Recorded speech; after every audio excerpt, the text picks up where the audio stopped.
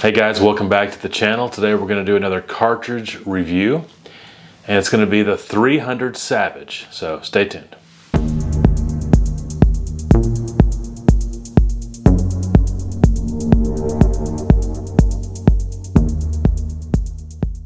There's some massive 300s out there. The 300 Winchester Magnum, the 300 Weatherby Magnum, the 300 Rum, the Remington Ultra Magnum. Then of course you have the biggest and baddest of all, the Savage, the 300 Savage. Actually, I'm just kidding. The 300 Savage is not a Magnum at all. Real quickly, I'll just tell you that I don't have a ton of experience with the 300 Savage, but it is actually the first rifle, centerfire rifle cartridge I ever shot. So the first year I was going to go deer hunting with my uncle, he was going to grab me one of his guns, and the first gun he thought of was the Model 99 lever action rifle, and he brought it out, chambered in 300 Savage. And I tried to shoot the gun, and that particular gun, even though it was a beautiful gun, nice stock and everything, I was having trouble hitting what I was aiming at, and he ended up getting a different rifle that suited me better. But I can say that the first centerfire rifle cartridge I ever shot was a 300 Savage. But today we're going to get into the history of it, how it compares to other cartridges, and is there any use for it in our modern day today. All right, the 300 Savage, it's an old one.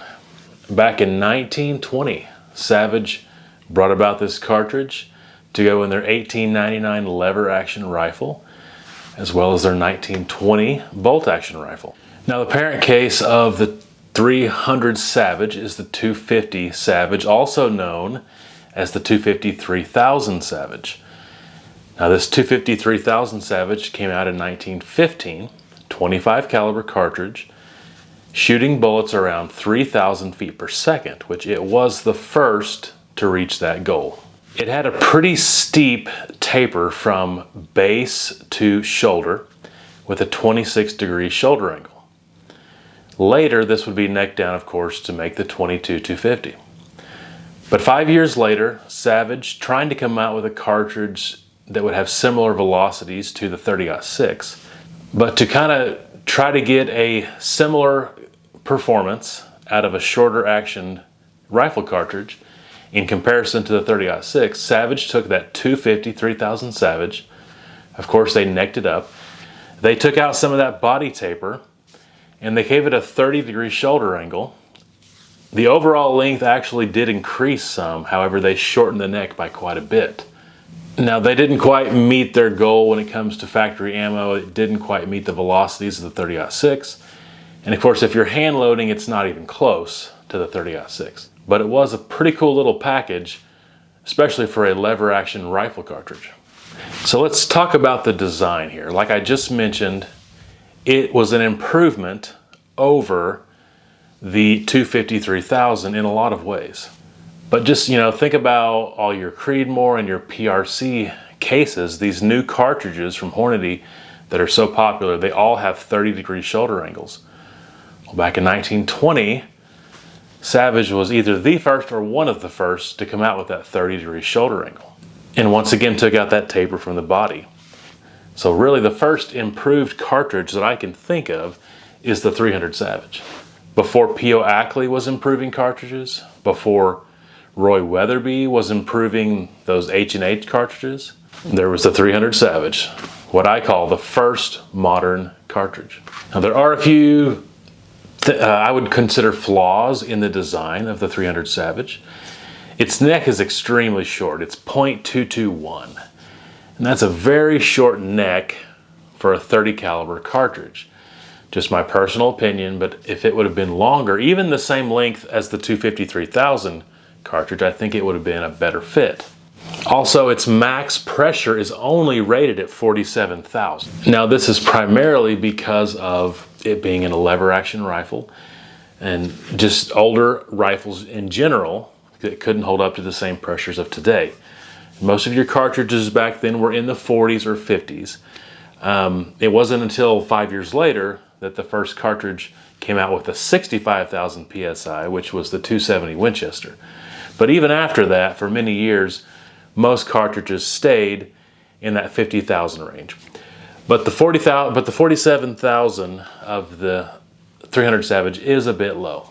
Now, it has been used across the world and has done a lot of things. Would I consider it today a worldwide cartridge that you're going to take to Africa, that you're going to hunt dangerous game with? I would say no. There's much better cartridges.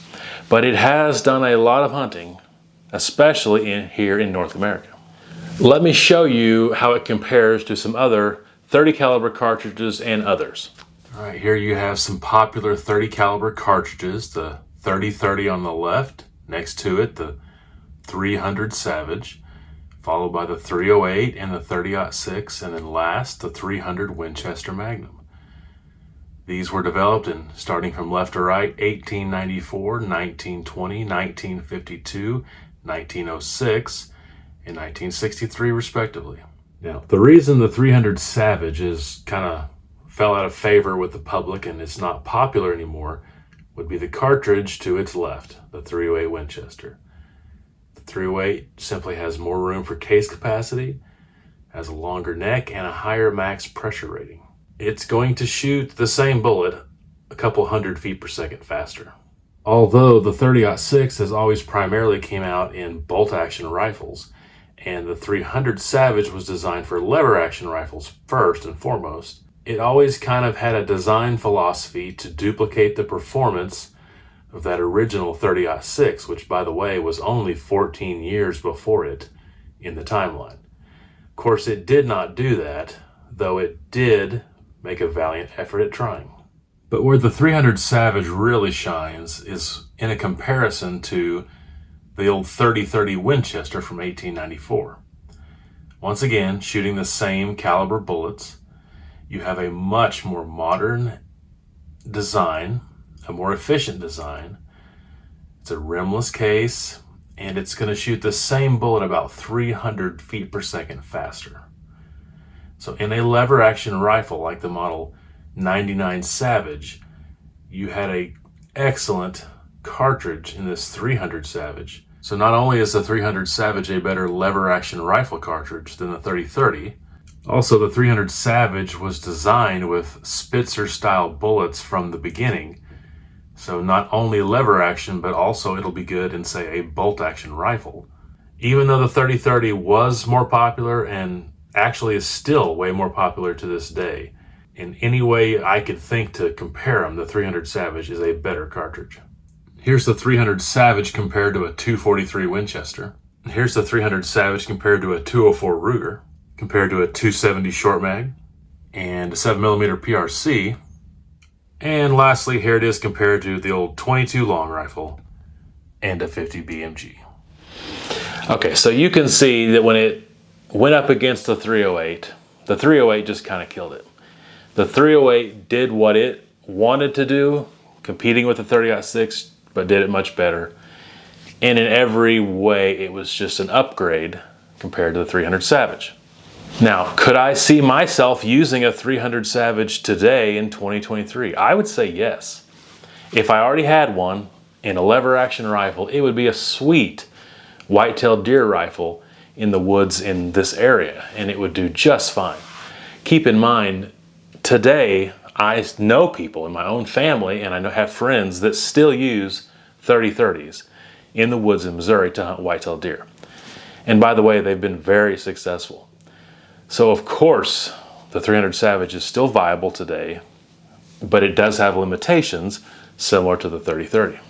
But if you like the 30-30 and you want something in the same vein as that 30-30, but not go quite as high on recoil as say a 308 or any of the Magnums or a 30-06, if you had a custom rifle today built in a 300 Savage, with that design of that case, it's just not geared towards super heavy bullets. It's not going to have enough velocity behind them to get them going to the speed you want it. And with that short neck especially, there's just no case capacity. So you're probably going to be shooting a 150 grain bullet on down, maybe 125 to 150 grain bullet. So you really only need like a 1 in 12 twist. Just give it a 22-inch barrel And it could be an extremely lightweight gun. I mean, it's going to have such low recoil that you don't need it to be a heavy gun. It's going to be just fine. It'd be a great backpacking gun, but maybe not out west. Maybe not for longer shots. But if you're in a big wooded area and you're not hunting the biggest animals and your shots are going to be relatively close, it could be a pretty cool little round.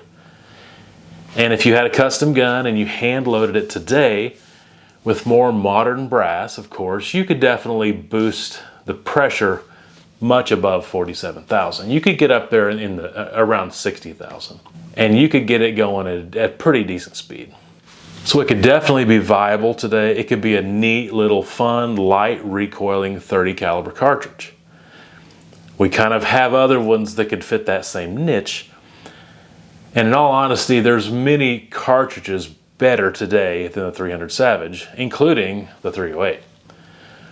But to me, the thing you should really respect the 300 Savage for is its design characteristics. It showed what you can do with some more modern touches. And I say modern even though it was 1920.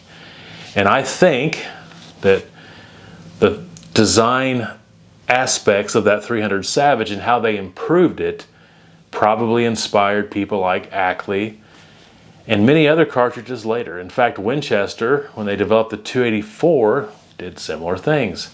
Wanted to duplicate, like 280 or 270 performance, and in a little bit shorter, fatter case.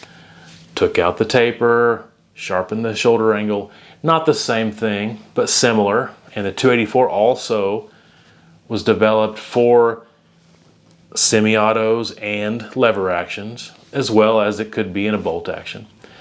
But things like Ackley cartridges, things like the 284, and many other cartridges, I think definitely got at least some inspiration from that 300 Savage.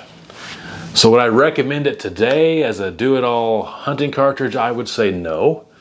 There's just so many better options. If you go to Bud's Gun Shop or Midway USA and try to find rifles or ammo for this, you're gonna come up empty probably. Probably find some reloading dies and things. But it's just really an obsolete cartridge. But never forget the 300 Savage, because it was the first modern cartridge and the first improved cartridge. And it's really a pretty cool cartridge just in general. Hopefully you've enjoyed this video. I've got many more coming like this. If you did like it, please give it a thumbs up. If you like this type of content, please consider subscribing. Please leave a comment below if you have any experience with a 300 Savage, whether it's a Savage Model 99 lever action rifle or anything else. Do you still use it today? Do you know people that do? Please share your stories and experience. I'd love to read about it. Hopefully you have a wonderful day. And until next time, take care.